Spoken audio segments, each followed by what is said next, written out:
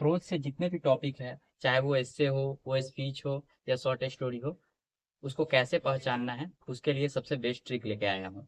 तो चलिए हम लोग देखते हैं कि वो ट्रिक क्या है। हम लोग इस 1 से लेके 11 तक के टॉपिक को हमको कैसे पहचानेंगे, ताकि हमको पहचान में आ जाए कि हाँ ये कौन एस्से है, कौन स्पीच है एंड कौन शॉर्ट स्टोरी है। तो आइए हम लोग देखते हैं ट्रिक, बेस्ट ट्रिक है।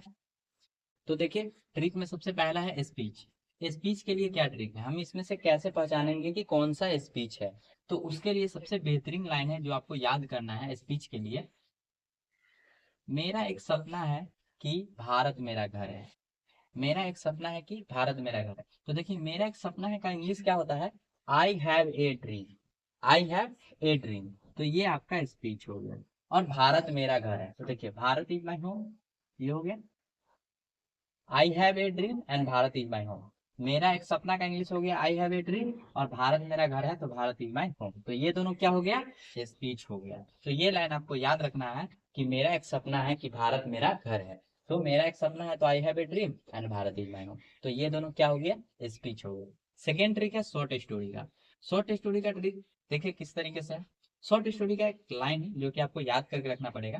कलाकार कलाकार शादी करते ही धरती पर आ गया, अब खैनी खा रहा है। तो देखिए कलाकार, कलाकार का इंग्लिश क्या होता है, आर्टिस्ट होता है।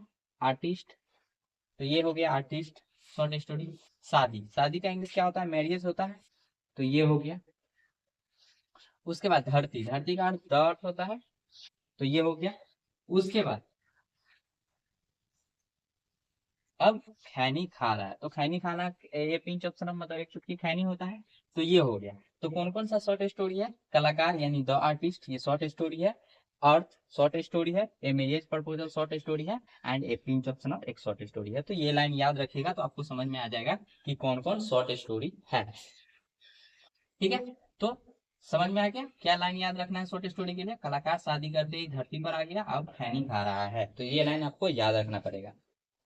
लास्ट है इससे। इससे पहचानने के लिए दो ट्रिक है। जो बच गया है सारा इससे है, यानी पहला ट्रिक ये है जो बच गया है सब इससे है। ठीक है, बच कौन कौन गया था, इंडियन सिविलाइजेशन बच गया था। ठीक है, उसके बाद कौन कौन बच गया था, ideas, idea that have help Mankind, ये भी इससे है। उसके बाद ए चाइल्ड इज बॉर्न, ये भी इससे है। How free is the press, ये भी इससे है। और एक और था ideas, idea, India through travellers आए। ठीक है। तो ये सब जो बच गया हुआ है वो इससे है। अगर उस तरीके से आपको नहीं पता चले तो इस तरीके से लाइन याद कर लीजिएगा, Indian child idea open press I, ये लाइन याद रखिएगा, Indian child idea open press I. तो देखिए इंडियन से हो गया India, Indian civilisation and culture, ये हो गया, ये एक इससे हो गया। ठीक है।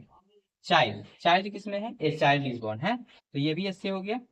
ठीक है। उसके बाद आते हैं आइडिया, आइडिया किसमें है, देखिए आइडिया, आइडिया कैसे में है इसमें। तो ये आइडिया डाटा फैक्ट मैनकाइंड ये हो गया। उसके बाद और देखिए ओपन प्रेस, प्रेस किसमें है, देखिए प्रेस इसमें है, तो ये भी आपका ऐसे हो गया। उसके बाद आई, देखिए आई किसमें, इंडिया थ्रू ट्रेवलर्स आई, ये। तो समझ में आ गया कि किस किस कौन कौन इससे है। इससे कौन कौन है, इंडियन थ्रू यानी इंडियन सिविलाइजेशन एंड कल्चर। उसके बाद चाइल्ड, तो ए चाइल्ड इज बॉर्न। ठीक है।